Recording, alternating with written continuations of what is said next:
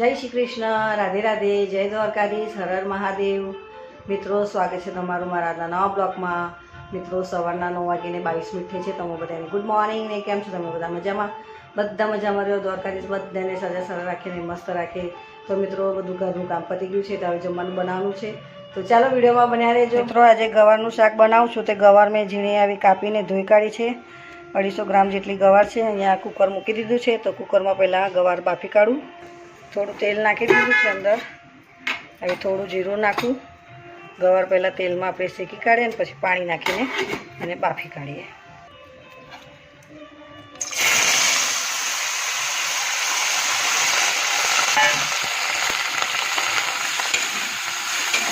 તેલમાં આવી રીતે થોડી એને શેકી કાઢીએ।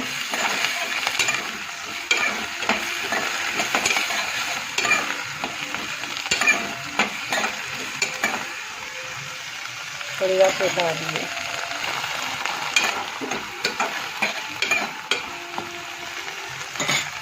તો હવે ચડે એટલું થોડું પાણી નાખીએ। હવે થોડું મીઠું નાખી દઈએ।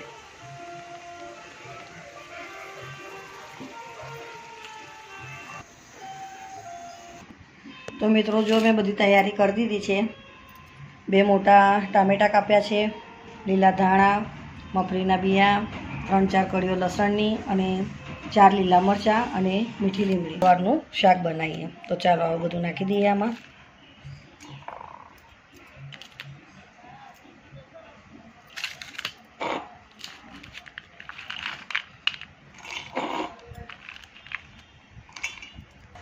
મિત્રો કઢાઈમાં તેલ મૂકી દીધું છે 2 ચમચા અને આ અંદર જીરું નાખી દઈએ।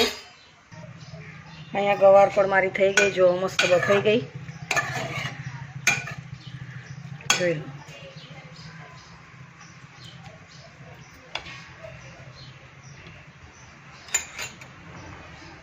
ચાલો હવે મીઠી લીમડી અને ડુંગળી નાખી દઈએ અંદર સુકાવા।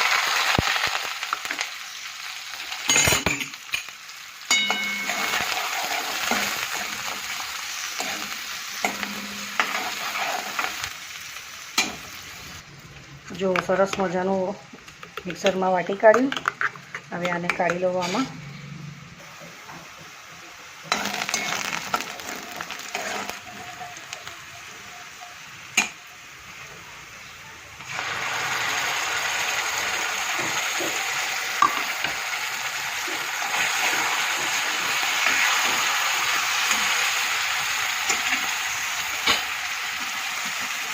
મિત્રો હવે હળદર નાખી દઈએ 1 ચમચી, થોડો જીરા પાવડર, 1 ચમચી જેટલું લાલ મરચું અને થોડુંક સેજ ઉપરથી નાખીશું। હવે મસ્ત શેકાવા દઈએ। આજે મસ્ત ગ્રેવીવાળી ગવારનું શાક। હવે જે પહેલાં મિક્સરમાં પાણી નાખીને થોડું આમાં પાણી નાખી દઈએ।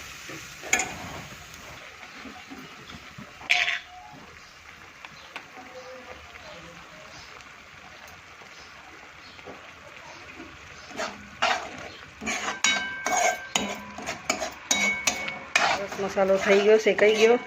હવે અંદર ગવાર નાખી દઈએ આપણે અને એની અંદર નાખી દઈશું આપણે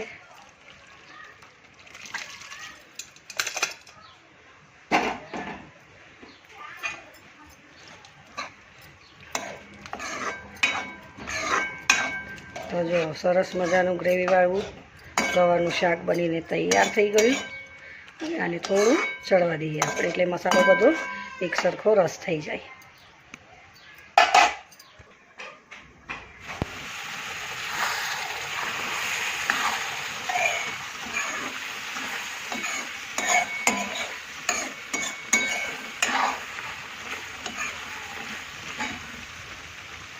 જો મિત્રો સરસ મજાની ગવાર થઈ ગઈ ગ્રેવીવાળી। જેને ના ભાવે ને એને ભાવે આવી ગવાર। તો ચાલો હવે ગેસ બંધ કરી દઈએ। ઉપરથી નાખી દઈએ આપણે ધાણા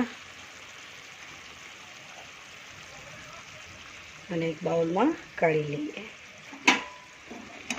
તો જોઈ સરસ મજાની ગવાર ગ્રેવીવાળી તૈયાર થઈ ગઈ।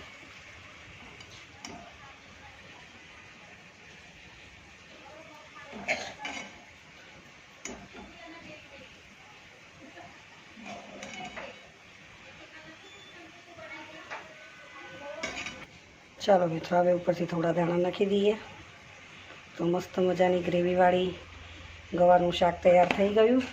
જોઈ લો, થઈ ગયું ગ્રેવી તો જોઈ શકો છો તમે. તો મિત્રો, ચેનલ પર આવે તો સબસ્ક્રાઈબ કરજો, વિડીયો સારા લાગે તો લાઇક શેર કોમેન્ટ કરજો. જય શ્રી કૃષ્ણ, રાધે રાધે, જય દ્વારકાધીશ.